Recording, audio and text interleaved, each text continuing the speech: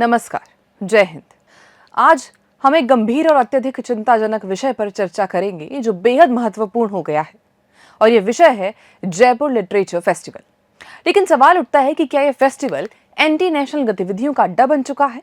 और ये चिंता इसलिए और बढ़ जाती है क्योंकि इस फेस्टिवल में राज्य सरकार के मंत्री भी लगातार शामिल होते रहे हैं। सबसे अधिक चौंकाने वाली बात तो ये है कि पिछले साल भाजपा की डिप्टी सीएम भी इस कार्यक्रम में शरीक हुई थी। अब सवाल ये उठता है कि क्या इस साल भी वो इस कार्यक्रम का उद्घाटन करेंगी? क्या उन्हें या उनकी टीम को यह जानकारी नहीं है कि इस आयोजन की विचारधारा क्या है?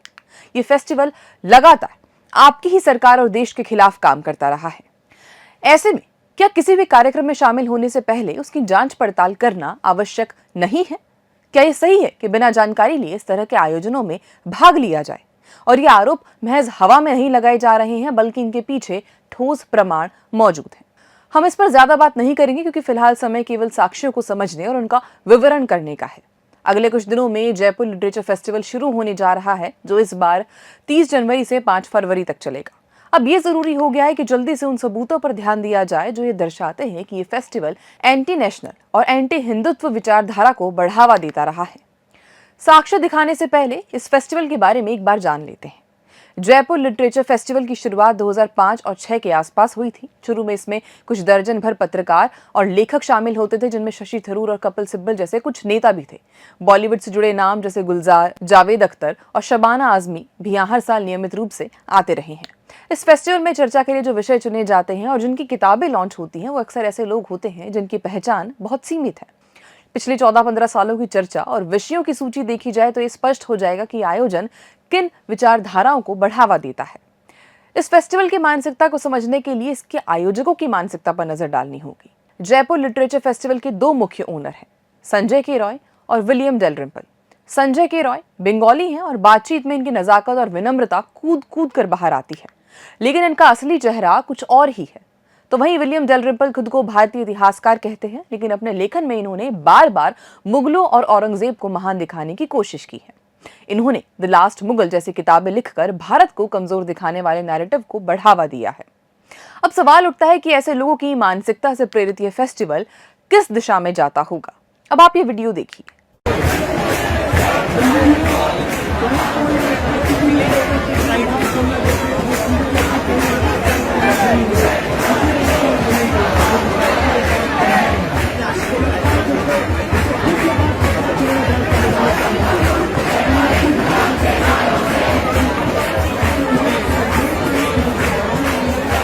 आपने वीडियो देखा, आपको क्या समझ में आया कि 22 दिसंबर 2019 नागरिकता संशोधन अधिनियम यानी कि सीएए के विरोध में हुए प्रदर्शन, जिसमें सीएए को गलत बताया गया, लेकिन पढ़े लिखे और समझदार लोग ये अच्छे से जानते हैं कि ये लॉ भारत के लिए कितना ज्यादा जरूरी था।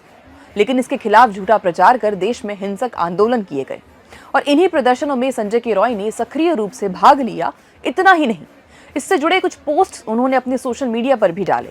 उन्होंने जंतर मंतर पर हुए प्रदर्शन को संविधान और अधिकारों की रक्षा का प्रयास बताया, लेकिन असलियत यह है कि इन प्रदर्शनों में मोदी तेरी कब्र खुदेगी और ब्राह्मण भारत छोड़ो जैसे नारे लगाए गए, जो कि जेएनयू की एंटी नेशनलिस्ट विचारधारा है।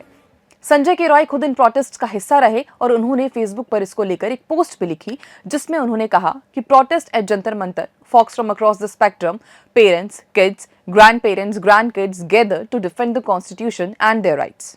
Urban Naxals all. Really? Just because they stand opposed to your narrative? लेकिन एक सेकेंड, ये कौन से नैरेटिव की बात कर रहे हैं? इनका कहना है कि ये सभी लोग यहाँ कॉन्स्टिट्यूशन को प्रोटेक्ट करने के लिए इकट्ठा हुए थे। अब यहाँ लोग कहाँ से आए हैं ये तो सब जानते हैं।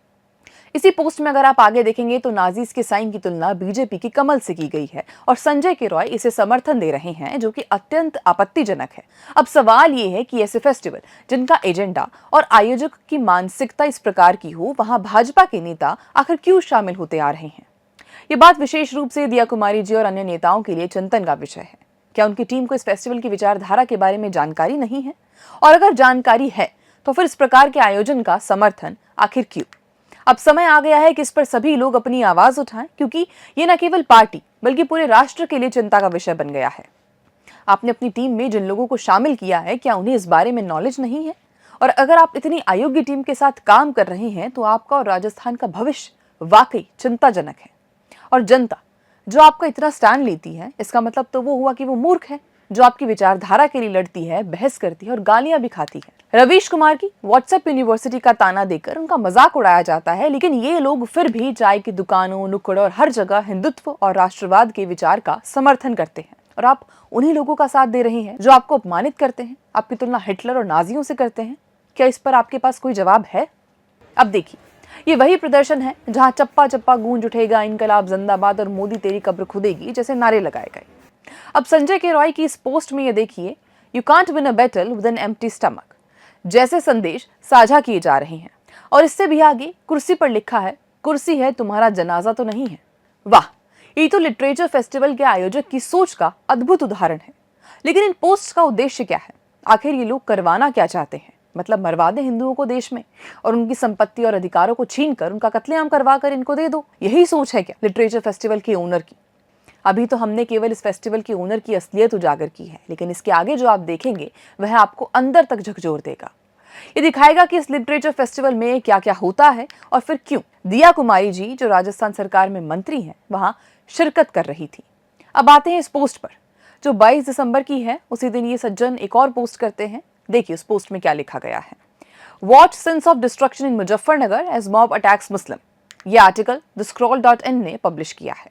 और आप तो जानते ही हैं कि the Print, the Quint and the Scroll in जैसी वेबसाइट्स को इस धरती पर केवल एक विशेष समुदाय के लोग ही पीड़ित नजर आते हैं। अगर हिंदू मर जाए, खप जाए, गिर जाए या बर्बाद हो जाए तो इन वेबसाइट्स को कोई फर्क नहीं पड़ता।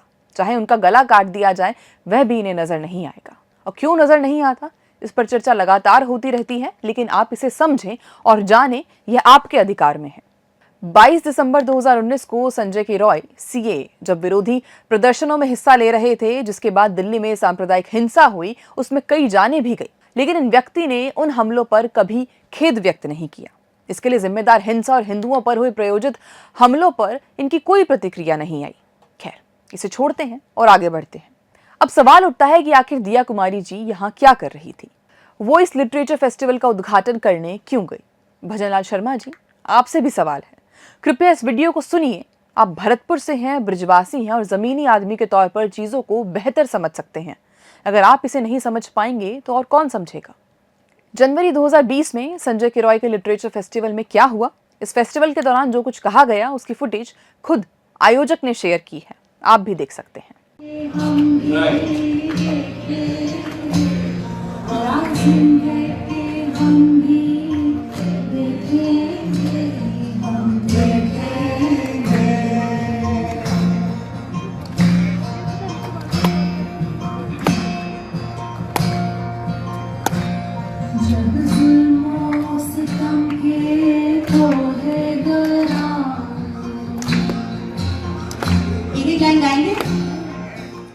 अभी धमकी भरे लहजे में कहते हैं कि हम देखेंगे, लेकिन क्या देखोगे?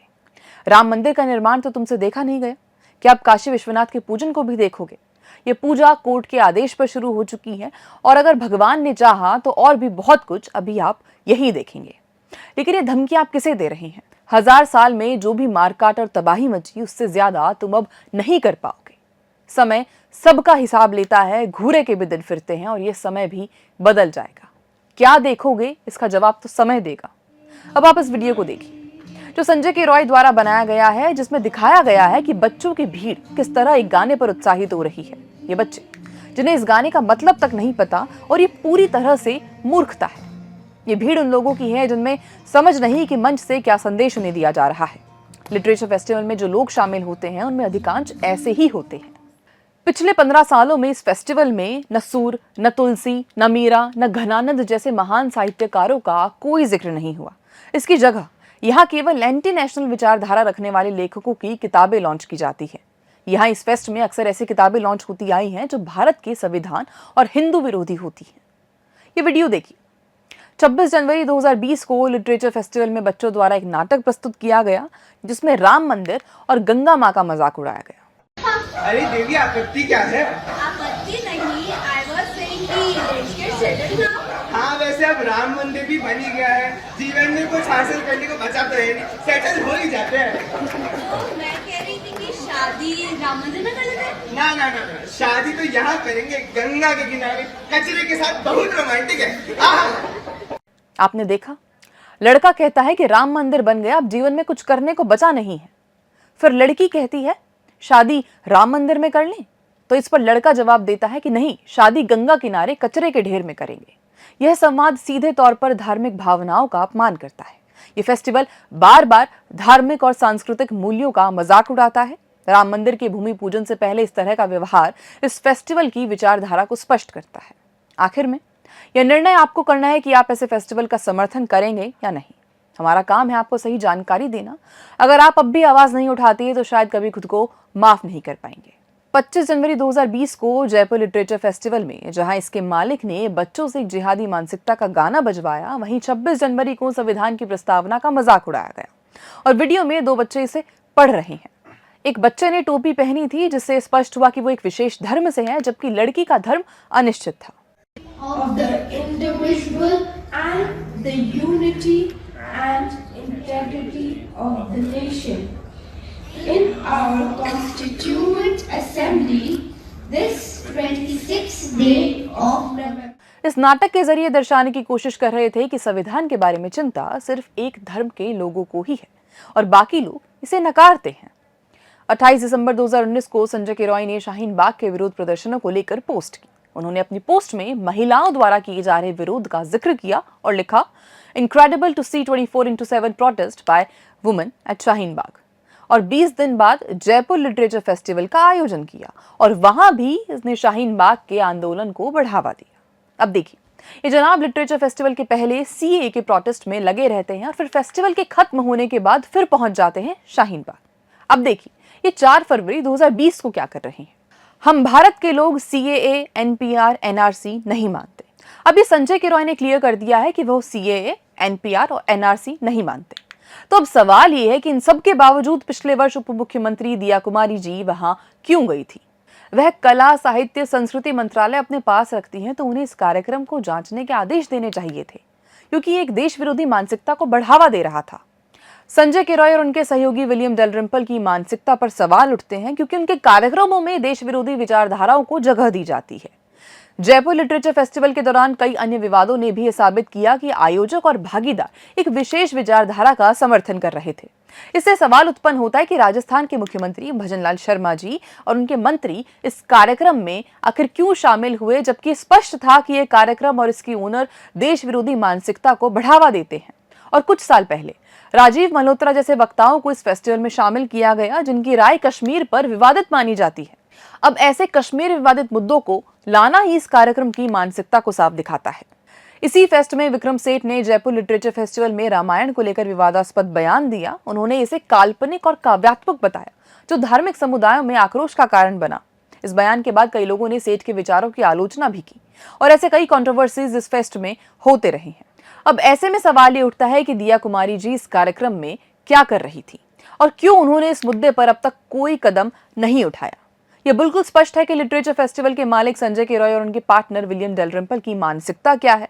जब देश में एंटी एस्टेब्लिशमेंट आंदोलन चल रहे थे, दिल्ली में हिंसक दंगे हो रहे थे और हिंदुओं के खिलाफ प्रायोजित दंगे हो रहे थे, तो वहीं संजय किरोय अपने लिटरेचर फेस्टिवल में इसका महिमा मंडन कर रहे थे। इन सब के उपरांत राजस्थान की बीजेपी सरकार इसमें सक्रिय रूप से शामिल होती है।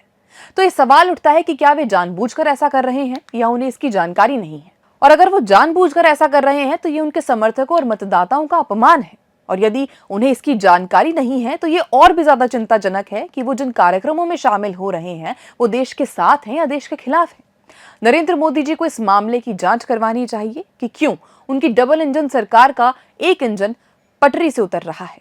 जय हिंद।